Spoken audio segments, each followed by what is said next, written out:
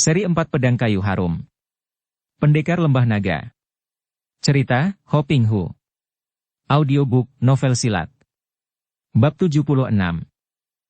Ketika Chia Bun Hou sudah maju untuk menentang secara terang-terangan dan dikeroyok oleh kedua orang kakek Lam Hai Sem Lo dan terjadi pertandingan yang amat hebat dan seru, diam-diam Yap In Hong yang mengikuti gerakan mereka maklum bahwa suaminya tidak akan kalah.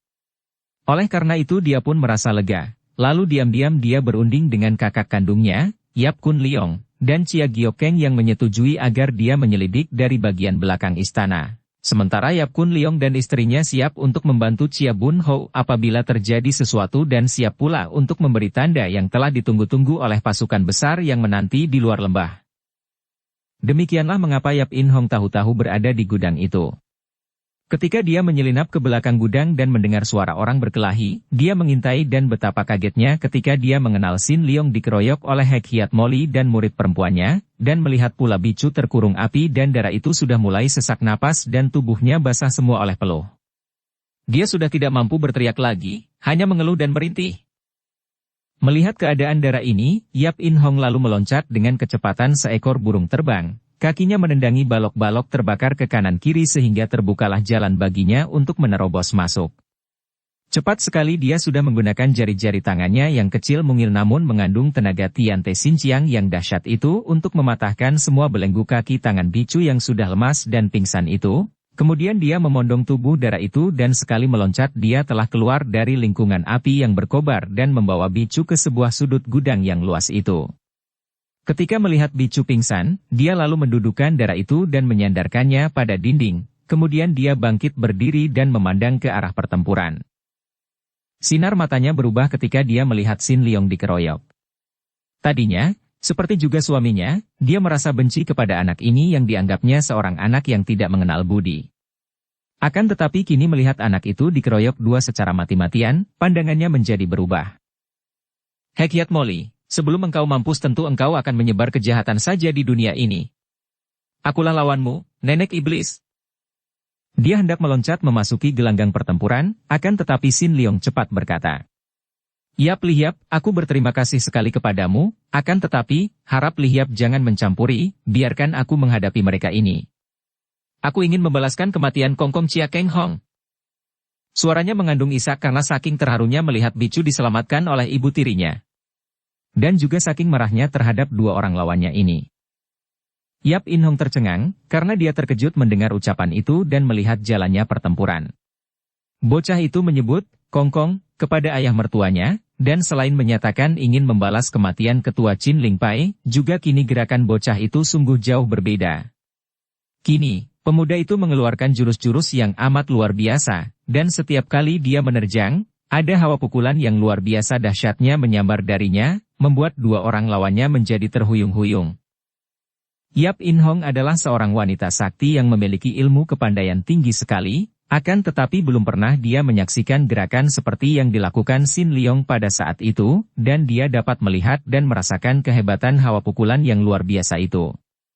Maka dia pun lalu berdiri saja dan menonton, mendekati bicu dan menjaga darah yang masih pingsan itu. Sementara itu, tumpukan kayu yang terbakar itu karena tadi ditendangi dan terlempar ke sana-sini, mulai membakar dinding rumah dan pilar. Tidak mengherankan apabila Yap In Hong pendekar wanita sakti itu tertegun menyaksikan kehebatan gerakan Sin Leong. Kini, setelah melihat bicu selamat, Sin Leong menjadi demikian lega dan gembira sehingga dia mampu mencurahkan seluruh perhatiannya kepada perkelahian itu dan kini dia pun tidak mau memberi hati kepada dua orang lawannya. Dia mempergunakan langkah-langkah Tai Kek Sin Kun dan dengan gerakan tiba-tiba sekali, dia sudah menerjang dengan jurus dari ilmu silat mujizat Hok Mo Cap Sa Chiang. Terjangan pertama membuat dua orang wanita itu terhuyung dan terdengar Kim Hong Liunio menjerit kecil karena pedangnya membalik dan melukai pundaknya sendiri. Mereka berdua maklum kini bahwa Sin Leong benar-benar tangguh, dan munculnya Yap In Hong yang berhasil menyelamatkan bicu benar-benar membuat kedua orang itu agak bingung dan gentar. Maka kini mereka hendak memusatkan tenaga untuk bertahan, maka mereka tidak berpencar, melainkan berdiri berdampingan menghadapi Sin Leong. Pemuda ini mengeluarkan pekik yang dahsyat, dibarengi dengan gerakan tubuhnya mencelat ke depan dan dia sudah mengirim serangan kedua dari Hok Mo Cap Sa Chiang. Kedua tangannya dengan jari-jari terpentang bergerak dari atas ke bawah, dan dua macam tenaga yang berlawanan, yang dari atas panas sekali dan dari bawah dingin sekali menyambar seolah-olah hendak menghimpit dua orang lawan itu. Plak-plak. Des! Hekiat Molly yang terkejut bukan main menyaksikan serangan yang luar biasa hebat dan ganasnya itu telah mengerahkan tenaganya dan dua kali dia menggunakan tongkat dan lengannya untuk menangkis dua tangan Sin Leong dan akibatnya dia terpental sampai beberapa meter jauhnya dan punggungnya menabrak dinding gudang. Pada saat Sin Leong melakukan pukulan dahsyat itu dan Hekiat Molly melakukan penangkisan, Kim Hong Liunio yang cerdik sudah menjatuhkan dirinya ke atas lantai. Kemudian bagaikan seekor terenggiling dia menggelundung ke arah Sin Leong dan meloncat sambil menaburkan Hui Toksan, yaitu bubuk kuning ke arah muka Sin Leong. Diikuti oleh gulungan sinar merah dari sabuknya yang melakukan totokan ke arah kedua mata pemuda itu dan paling akhir pedangnya meluncur dari tangan, menusuk ke arah lambung. Sungguh wanita ini hebat dan berbahaya sekali, menggunakan kesempatan itu untuk melakukan serangan maut yang agaknya sukar untuk dapat dihindarkan lawan yang bagaimana tangguh pun. Akan tetapi pada saat itu, dalam kegembiraannya karena bicu sudah bebas dari bahaya maut, Sin Leong berada dalam keadaan penuh gairah dan di puncak dari kewaspadaannya, seluruh tubuhnya menggetar dengan sinkangnya yang memang luar biasa kuatnya, sinkang yang diwariskan kepadanya oleh mendiang Kok Beng lama. Kemudian digembleng pula oleh mendiang Chia Keng Hong yang menurunkan Tikai Beng dan semua itu masih ditambah lagi dengan latihan dari kitab-kitab kuno peninggalan Bu Beng Hut Chow. Sehingga pada saat itu, kiranya sukar dicari bandingannya di dunia persilatan. Maka, melihat gerakan serangan bertubi-tubi ini, Sin Leong tidak menjadi gugup sama sekali.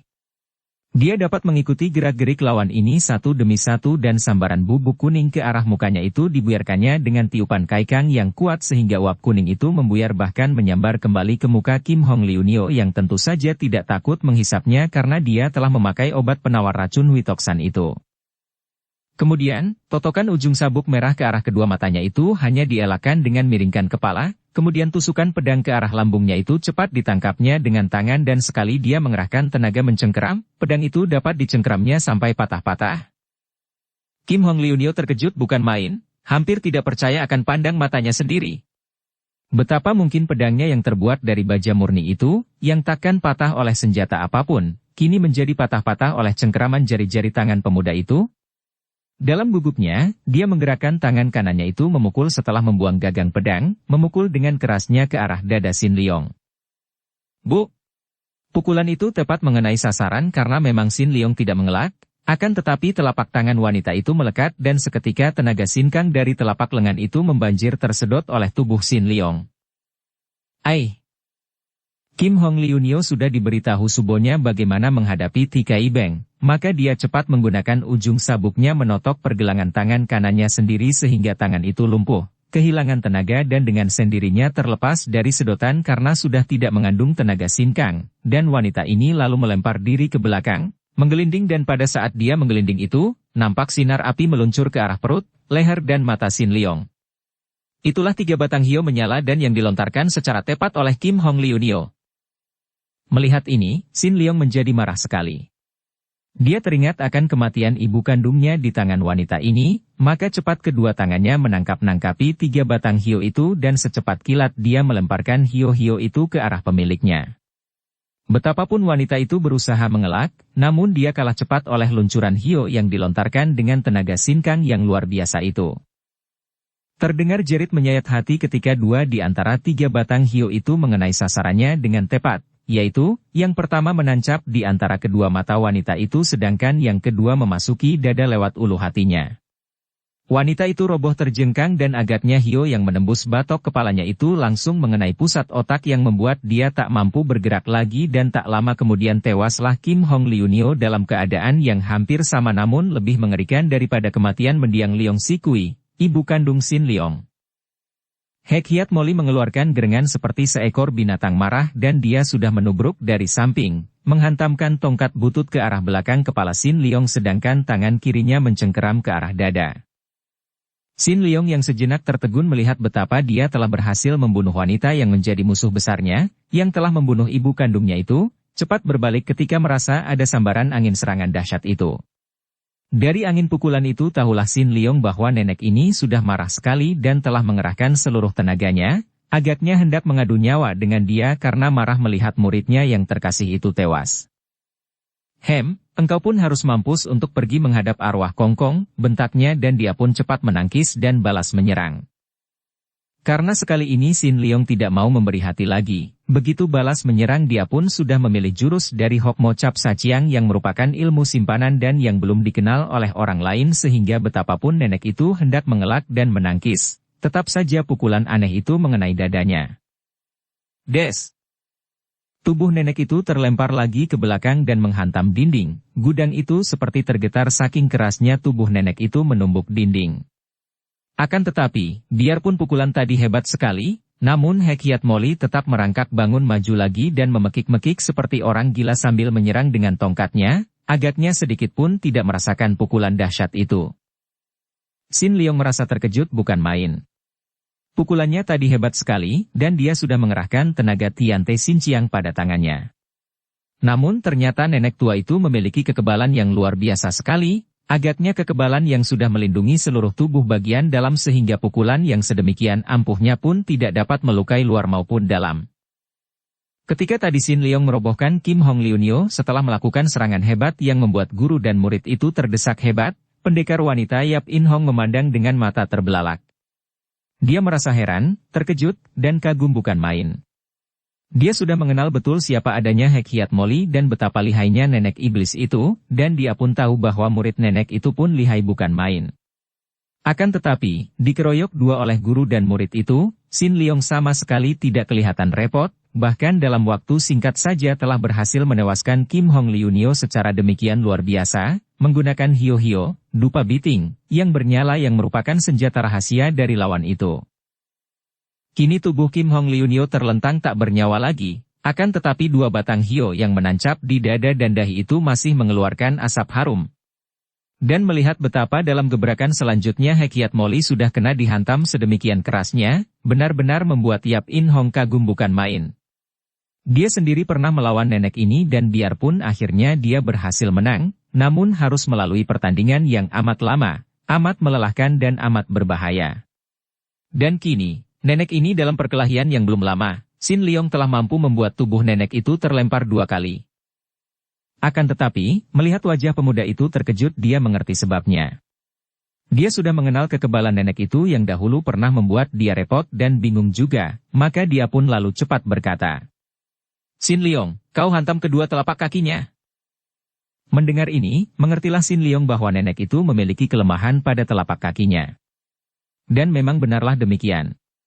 Di dalam cerita Dewi Maut, pendekar wanita Yap In Hong pernah bertanding mati-matian dengan nenek ini dan seandainya dia tidak dapat menemukan rahasia kelemahan nenek ini, yaitu pada kedua kakinya, belum tentu dia dapat keluar sebagai pemenang. Kini dia membuka rahasia kelemahan itu kepada Sin Leong. Mendengar ini, girang hati Sin Leong.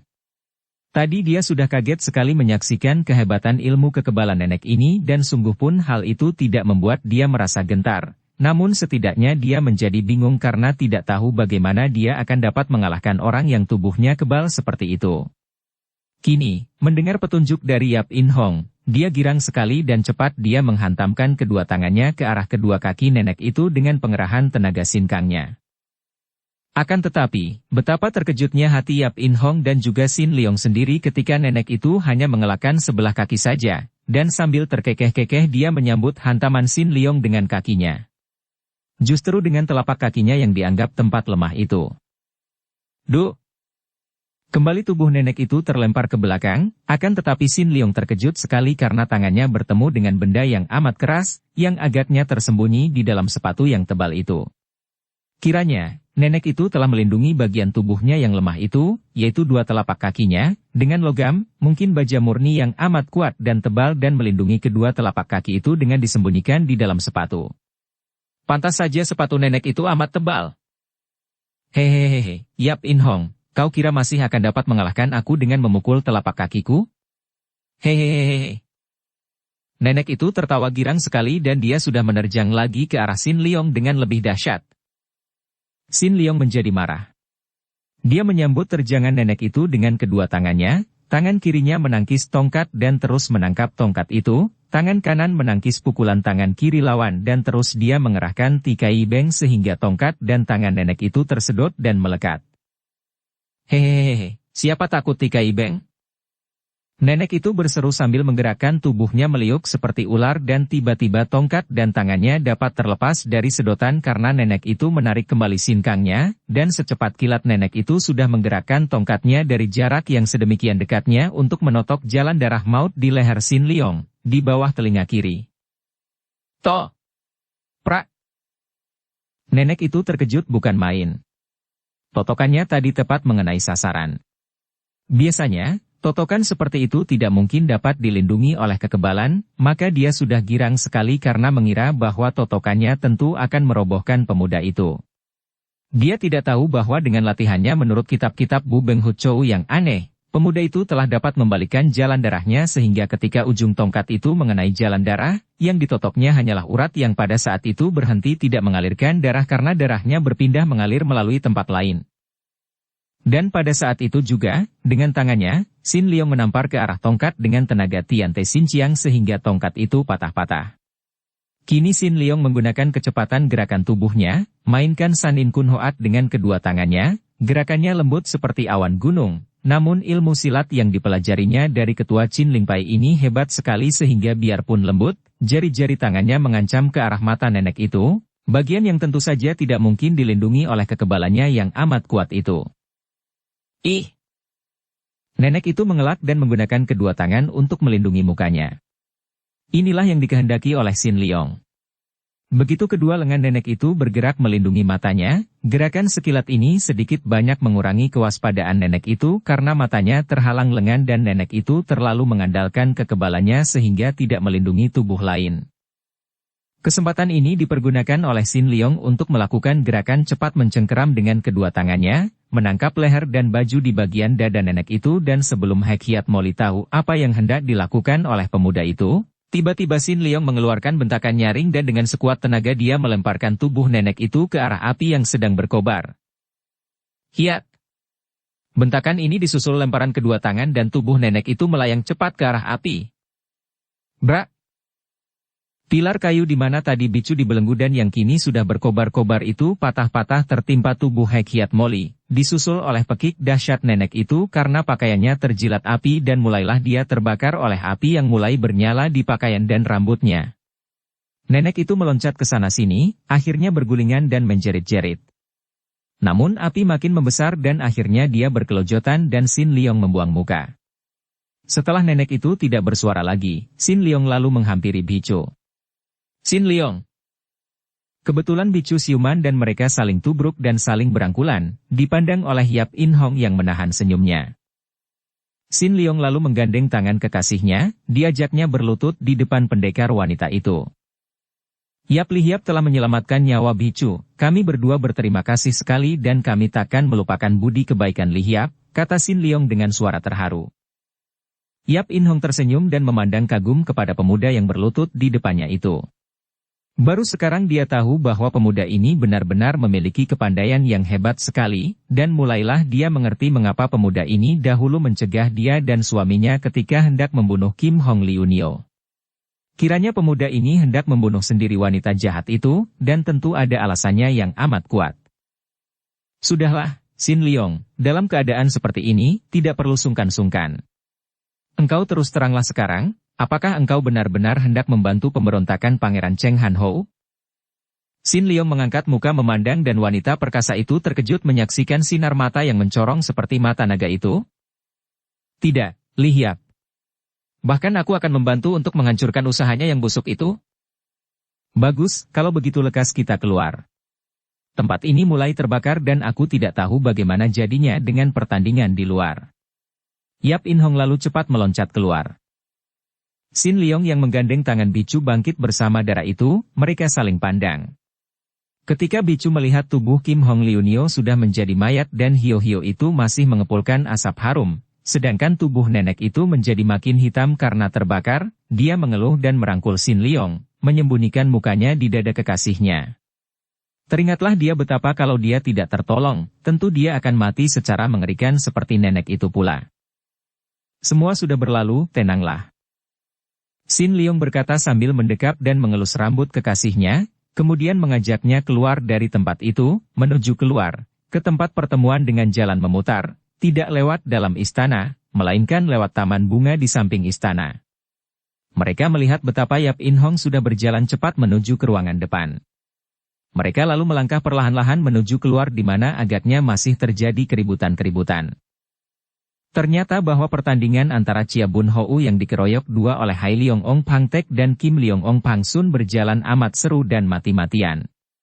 Ketika Yap In Hong meninggalkan suaminya untuk melakukan penyelidikan ke belakang istana, dia melihat bahwa suaminya telah mendesak dua orang lawan itu, maka setelah berunding dengan Yap Kun Leong dan Chia Giok Keng, dia meninggalkan tempat itu. Menyelinap ke belakang tanpa diketahui orang dan di gudang itu dia sempat menyaksikan Sin Leong menewaskan Hek Hiat Moli dan Kim Hong Liu Nio. Bahkan dia sempat pula menyelamatkan Bicu yang terancam maut. Karena ternyata di belakang istana itu tidak terdapat gerakan apa-apa, dan karena girang bahwa Sin Leong ternyata berpihak kepada Chin Ling Pai dan menentang pangeran, maka wanita perkasa itu lalu cepat kembali ke situ. Akan tetapi ternyata, sungguh pun dia tidak mempergunakan waktu yang terlalu lama meninggalkan tempat itu, setelah kini dia kembali, pertandingan itu telah berubah lebih menegangkan dan mati-matian karena dua orang yang mengeroyok suaminya itu setelah terdesak hebat lalu mengeluarkan senjata masing-masing. Pang Tek sudah mempergunakan senjata tongkatnya yang hanya sepanjang sebatang pedang dan mainkan tongkat itu seperti sebatang pedang dengan ilmu pedang Liong Jiao Kiam yang ganas. Juga adiknya, Hang Sun, telah mempergunakan sebatang pisau belati berwarna hitam yang mengeluarkan bau amis. Memang belati di tangan Kim Leong Ong Pang Sun ini mengandung racun yang amat jahat, sekali gores pada kulit saja sudah cukup untuk mengirim lawan ke lubang kubur. Akan tetapi melihat dua orang lawannya yang telah terdesak itu kini menggunakan senjata, Bun Hou tidak berkata apa-apa. Dia maklum bahwa memang dua orang lawan itu bukan sekedar menguji kepandaiannya, melainkan kalau mungkin akan membunuhnya, maka dia pun lalu mencabut sebatang pedang. Semua orang menjadi silau melihat sekilat sinar emas yang kemudian bergulung-gulung. Kiranya itu adalah Hong Chu Kiam, sebatang pedang tipis yang bisa digulung atau dipakai sebagai sabuk, pedang yang pernah menggemparkan kolong langit di tangan pendekar ini. Dengan pedang di tangan, pendekar ini tentu saja seperti seekor harimau tumbuh sayap. Dua orang kakek dari selatan itu kecele, karena begitu mereka bermain senjata, melawan pedang pemuda itu sungguh merupakan hal yang amat berbahaya. Belum sampai 50 jurus mereka bertanding, Hai Leong Ong Pang Tek telah kehilangan tongkatnya yang patah menjadi dua dan Kim Leong Ong Pang Sun terobek kulit lengan kirinya sehingga mengeluarkan darah. Keduanya terkurung hebat oleh gulungan sinar pedang dan kalau Bun Hou hendak menurunkan tangan kejam, tentu mereka dalam saat-saat berikutnya akan roboh. Pada saat itu, Pangeran Cheng Han Hou bangkit dan melangkah maju sambil berseru. Tahan senjata! Mendengar ini, sebagai seorang tamu yang tahu aturan, Bun Hou menahan pedangnya dan lenyaplah sinar gemilang dari pedang itu. Kini pendekar itu berdiri tegak menghadapi pangeran, pedangnya sudah masuk kembali ke sekeliling pinggangnya, dililitkan seperti sebatang sabuk. Hanya sedikit peluh di leher pendekar itu yang menunjukkan bahwa dia telah mengeluarkan banyak tenaga menghadapi dua orang lawan tangguh tadi, sedangkan dua orang kakek dari Lam Hai Semlo itu berdiri di pinggiran sambil terengah-engah dan seluruh muka, leher dan baju mereka basah oleh keringat. Pangeran Cheng Han Hou sudah melangkah maju dan menjura dengan sikap hormat dan ramah kepada Chia Bun Hou. Paman Chia Bun Hou sungguh gagah perkasa dan amat mengagumkan. Maaf, Pangeran, saya tidak pernah merasa mempunyai seorang keponakan seperti Pangeran. Bicaralah yang benar. Chia Bun Hou memotong dengan suara ketus penuh teguran. Tentu saja ucapan ini merupakan tamparan hebat, namun Cheng Han Hou masih tersenyum dengan ramahnya. Mungkin saja seorang Eng Hiong gagah perkasa seperti Chia Tai Hiap tidak menganggap saya sebagai keponakan, akan tetapi adalah merupakan kenyataan bahwa istri saya, Lie Chiao Si, adalah keponakanmu. Tai Hiap telah menundukkan dua orang kakek dari Lam Hai Semlo, dengan demikian berarti sudah memenuhi syarat secukupnya untuk menjadi jago nomor satu di dunia, kecuali kalau ada yang akan menandingi Tai Hiap. Dengan kepandaian Tai Hiap yang tinggi, maka kami mengharapkan agar Tai Hiap akan sudi membantu agar kita semua dapat bangkit dan menentang kelaliman Kaisar. Cukup, Pangeran. Aku bukan seorang pemberontak. Justru itulah, Chia Tai Hiap. Tai Hiap dan semua anggota keluarga Qin Lingpai bukan pemberontak dan tidak pernah memberontak, akan tetapi apa yang telah terjadi? Seluruh dunia Kangou tahu belaka bahwa keluarga Qin Lingpai yang gagah perkasa telah dituduh pemberontak oleh kaisar yang tak mengenal budi, bahkan telah menjadi orang-orang buruan pemerintah. Bukankah hal itu amat membuat orang menjadi penasaran? Kami sekarang sudah dibebaskan, dan aku tidak mau bicara tentang itu. Chia Bunhou berkata dengan ketus. Pada saat itu Lie Qiaoxi juga sudah bangkit dan berkata, Paman Chia Bunhou, hendaknya Paman mengetahui bahwa yang membebaskan keluarga Qin Lingpai dari tuduhan pemberontak adalah Pangeran Cheng Hanhou yang telah menjadi suamiku inilah. Dia bermaksud baik, dia hendak menghimpun kekuatan orang-orang gagah, kaum patriot untuk menentang penindasan. Lie Qiaoxi. Tiba-tiba terdengar suara Chia Giokeng yang nyaring, membuat semua orang menengok ke belakang. Aku malu melihat engkau menjadi kaki tangan gerakan pemberontak. Aku malu mendengar kata-katamu yang membelanya. Aku malu melihat engkau merendahkan diri menjadi istrinya. Seketika wajah Qiaoxi menjadi pucat dan dia memandang ke arah ibunya yang sudah bangkit berdiri dari kursinya itu dengan sinar mata sedih. Ibu, dia seorang suami yang baik. Chia Giokeng yang marah sekali itu hendak meninggalkan tempat duduknya dan menghampiri ke tengah ruangan. Akan tetapi lengan tangannya dipegang oleh Hiap Kun Leong dan suaminya ini membujuknya sehingga akhirnya dia duduk kembali, menutupi mukanya dan menangis. Sementara itu, Chia Bunhou berkata kepada Pangeran Cheng Hanhou. Pangeran, kita bicara seperti laki-laki, ataukah engkau hendak menggunakan wanita untuk membelamu? Hanhou tersenyum, memegang tangan Qiaoxi dan membujuknya lalu menuntunnya sehingga akhirnya Qiaoxi kembali duduk di atas kursinya dan menundukkan mukanya, menyembunyikan air matanya yang menetes keluar. Kemudian pangeran itu kembali menghampiri Bunhou dan mereka berdiri berhadapan dan saling memandang. Pangeran itu tahu bahwa bujukannya yang dibantu istrinya tidak akan berhasil, maka kini dia hendak mengambil jalan lain yang menguntungkan dia, yaitu hendak merobohkan orang-orang Qin Lingpai di depan semua orang Kangou agar mereka semua tahu bahwa dialah jagoan nomor 1 di dunia ini.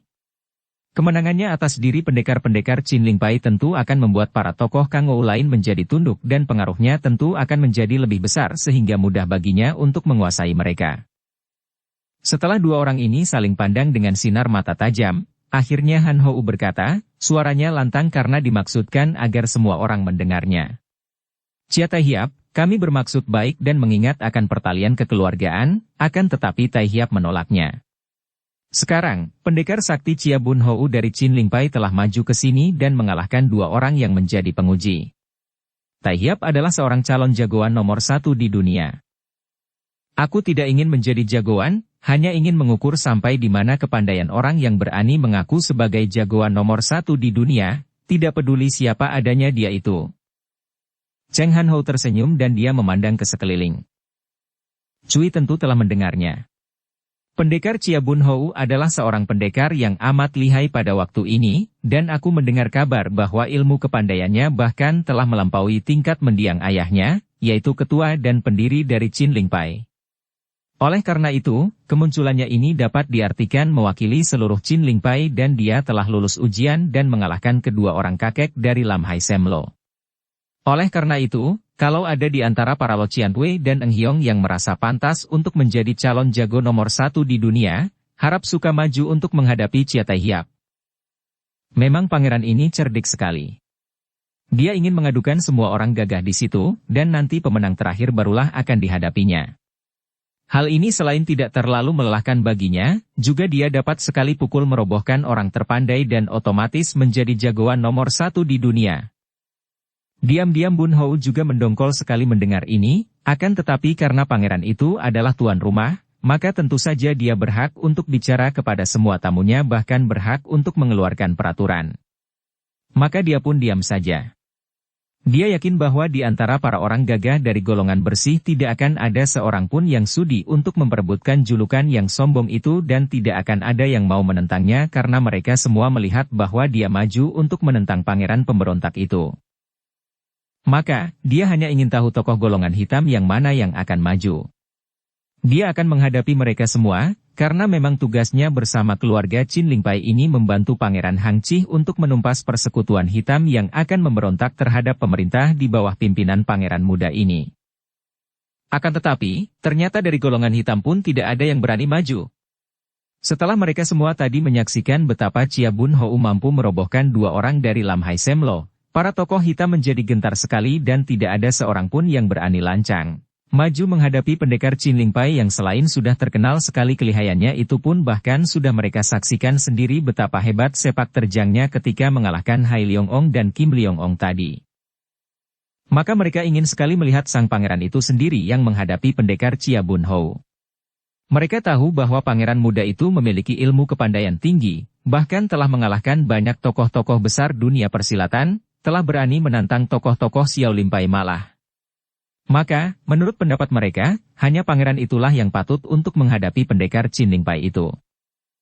Pangeran saja yang maju, tiba-tiba terdengar seruan seorang di antara mereka. Seruan ini seperti menyinggung semua perasaan para tamu golongan hitam maka bisinglah tempat itu dan semua orang menyatakan agar pangeran yang mau menandingi pendekar Qin Ling Pai itu. Selain mereka menganggap bahwa pangeran muda ini lawannya, juga mereka semua ingin menyaksikan pertandingan yang tentu akan berlangsung amat hebatnya itu. Diam-diam pangeran Cheng Han Hou merasa kecewa. Kenapa tidak ada jagoan lagi yang berani maju? Apakah orang-orang yang akan dihimpunnya dan dijadikan pembantu-pembantunya itu hanya terdiri dari orang-orang yang begitu penakut? Melihat ini, Hai Leong Ong Pangtek lalu berkata, harap paduka pangeran sendiri yang maju menghadapi Chia Tai Hiap karena agaknya tidak ada lagi yang sanggup. Memang kakek ini pun ingin melihat sang pangeran merobohkan pendekar yang telah membikin dia dan adiknya kewalahan dan mendapatkan malu itu dan dia yang telah tahu akan kelihayan pangeran, merasa yakin bahwa pangeran muda itu akan sanggup merobohkan lawan tangguh ini. Cheng Han Hou tersenyum lebar dan mengangkat kedua tangan ke atas sehingga suara bising itu pun berhenti. Kemudian terdengar suaranya lantang dan halus. Pendekar Chia Bun Hou adalah paman dari istriku, maka bagaimanapun juga kami masih terhitung keluarga dekat dan tentu saja tidak sepatutnya kalau aku sebagai mantu keponakan maju melawannya. Akan tetapi, seperti kita semua ketahui, dalam ilmu silat tidak harus memandang hubungan apapun, dan untuk menentukan siapa yang lebih lihai tidak ada jalan lain kecuali mengadu kepandaian silat. Dan sudah jelas bahwa Chia Tai Hiap merupakan calon tunggal, maka biarlah saya akan melayaninya untuk melihat siapa di antara kita yang lebih unggul. Tentu saja saya mengharapkan kelonggaran hati Chia Tai Hiap dengan memandang muka isteriku. Kalimat terakhir ini ditujukan kepada Chia Bun Hou. Bun Hou memandang tajam, lalu berkata, kalau engkau berhasrat untuk menjadi jagoan nomor 1 di dunia, nah, majulah pangeran. Aku ingin mengukur sampai di mana kelihayan jagoan nomor 1 di dunia. Dua orang itu telah saling berhadapan dan siap untuk saling serang. Semua mata tertuju ke arah mereka dan semua hati merasa tegang karena mereka semua maklum bahwa sekali ini tentu akan terjadi pertandingan yang amat seru dan hebat.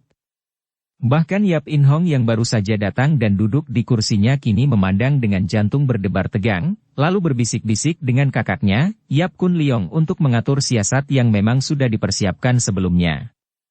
Bagaimanapun juga, Yap In Hong tidak menganggap pertandingan itu sebagai tibu, maka dia pun siap membantu suaminya andai kata suaminya terancam bahaya. Juga Sin Leong yang sudah tiba di luar ruangan itu bersama Bicu, menyelinap di antara penonton, di bagian paling belakang sehingga tidak nampak jelas dari dalam, sambil memegang tangan Bicu mereka berdua nonton dengan hati tegang pula. Tidak ada seorang pun memperhatikan pemuda dan dara yang baru datang ini, karena semua orang mencurahkan perhatian mereka ke arah dua orang pria yang saling berhadapan seperti dua ekor ayam jago dalam medan laga. Pangeran yang mengenakan pakaian indah, dengan mantel dan topi bulu itu nampak gagah dan tampan sekali, bulu burung yang menghias topinya berwarna merah biru dan kuning emas. Senyumnya tak pernah meninggalkan wajahnya dan dia sedikit pun tidak memperlihatkan wajah gentar, berseri-seri dan sikapnya menunjukkan bahwa dia percaya penuh akan keunggulannya. Pendekar Chia Bun Hou yang berdiri di depannya merupakan seorang laki-laki gagah yang berpakaian dan bersikap sederhana dan keren. Sepasang matanya tajam penuh wibawa dan dia menanti serangan lawan dengan tenang. Pangeran. Ketegangan itu melunak dan Pangeran Cheng Han Hou menoleh, memandang kepada istrinya yang tadi memanggilnya dengan suara halus dan menggetar. Dilihatnya wanita cantik itu memandang kepadanya dan sepasang mata yang indah itu agak kemerahan dan basah. Pangeran, ingatlah bahwa dia adalah pamanku, kata Chiao Si, hatinya merasa bingung dan tegang sekali. Wanita ini tahu benar betapa lihainya suaminya.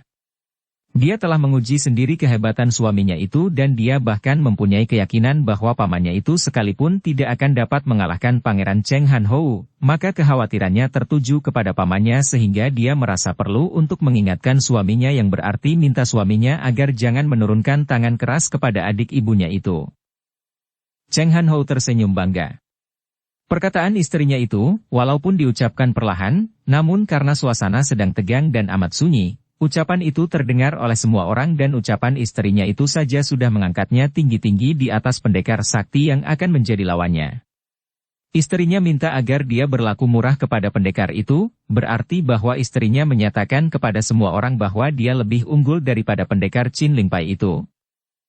Jangan khawatir istriku, ini hanya sebuah tibu, bukan perkelahian, tentu saja aku tidak akan berani kurang ajar dan menyakiti paman sendiri, jawab Cheng Han Hou sambil tersenyum lebar. Bukan main panas rasa hati Bun Hou mendengar ucapan pangeran itu. Dia merasa direndahkan, dipandang ringan sekali di depan para tokoh Kang Ou. Pangeran, luka atau mati sudah jamak terjadi dalam tibu. Nah, kau sambutlah ini. Karena tidak ingin membiarkan pangeran itu berlagak lebih lanjut, Bun Hou sudah mengirim serangan dengan pukulan tangan kiri yang ditamparkan ke arah leher lawan, tamparan yang kelihatannya sembarangan dan ringan saja akan tetapi sesungguhnya tamparan itu merupakan serangan ilmu Tian Te Xinjiang yang amat ampuh.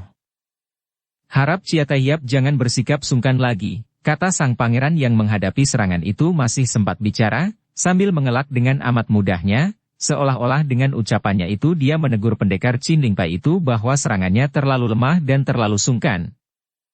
Tentu saja Chia Bun Hou dapat merasakan sindiran ini dan dia pun lalu mulai menggerakkan tubuhnya dengan cepat, mengerahkan sinkang di kedua tangannya dan pendekar ini pun menyerang dengan dahsyatnya.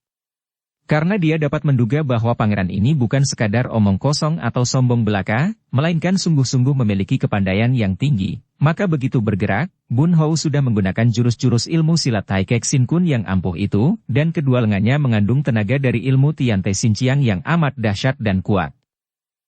Setiap gerakannya mendatangkan angin pukulan yang amat mantap sehingga setiap kali dia lakukan lawan, jari-jari tangannya seolah-olah tergetar ketika pukulan ditahan, seperti ujung pedang saja. Gembira sekali rasa hati Han Hou. Inilah yang selalu dinanti-nantikannya. Yaitu menandingi seorang pendekar yang sudah mencapai puncak ketenarannya, dan kemudian mengalahkannya. Kemenangan seperti ini akan jauh lebih menyenangkan dan nikmat daripada melawan tokoh-tokoh biasa saja. Dan kalau saja dia dapat mengalahkan pendekar dari Qin Lingpai ini di depan penyaksian demikian banyaknya orang Kang Ou, sekali ini namanya tentu akan meningkat tinggi dan dia selain berhak memakai gelar Tian He Tei Tai Hiap, pendekar sakti nomor 1 di kolong langit, juga dengan sendirinya dia akan menduduki kursi Bengcu, pemimpin rakyat, dan akan mudah menghimpun dan mengerahkan tenaga orang-orang dunia Kang Ou untuk niatnya menentang kaisar. Dialah yang patut menjadi kaisar, bukan Kaisar Cheng Hua yang sekarang, bukan pula Pangeran Hang Chi. Dialah yang paling tepat menjadi kaisar. Dan dia merasa yakin akan dapat mengalahkan pendekar Qin Lingpai ini, sungguh pun dia maklum bahwa untuk itu dia harus mengerahkan seluruh tenaga dan kepandaiannya. Dua orang pria yang berilmu tinggi itu kini bertanding dengan seru. Mata semua tamu ditujukan untuk mengikuti pertandingan itu, dengan pandang mata penuh ketegangan dan kekaguman dan hampir tak pernah ada yang berkedip, seolah-olah merasa sayang untuk melewatkan sedikit gerakan tanpa mereka ikuti dengan seksama. Memang hebat sekali mereka itu. Setiap pukulan mendatangkan angin keras dan merupakan pukulan yang ampuh, dapat menghancurkan batu karang. Namun, setiap serangan dapat dihindarkan masing-masing dengan indah pula, kalau tidak mengelak dengan gerakan cepat dan tepat, tentu ditangkisnya dan setiap kali dua lengan mereka saling bertemu, semua orang dapat merasakan pertemuan dua tenaga dahsyat. Suara, duk, yang keras dari bertemunya dua lengan itu seolah-olah menggetarkan sekeliling tempat itu, dan seolah-olah terasa oleh mereka yang menonton sehingga makin lama suasana menjadi semakin menegangkan, apalagi karena nampaknya kedua pihak sama kuatnya dan setiap kali mereka beradu tenaga. Keduanya tergetar namun dapat saling mempertahankan sehingga tidak sampai terhuyung. Ilmu silat Tai Kek Sin Kun yang dimainkan oleh kaki tangan Bun Hou adalah ilmu yang amat tinggi dan memiliki dasar yang amat kuat, apalagi dimainkan oleh Bun Hou tanpa kesalahan sedikit pun dan didorong pula oleh tenaga sinkang dari Tian Te Xinjiang, maka amatlah sukarnya menandingi gerakan Bun Hou seperti itu. Bersambung ke bab 77. Dukung kami dengan subscribe, follow, like, komen dan share. Terima kasih.